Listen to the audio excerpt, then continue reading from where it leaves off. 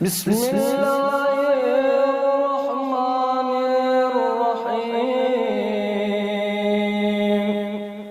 اللهم قربني فينا مرضاتك وجنبني في من سخطك ونقماتك ووفقني في قراءة آياتك برحمتك يا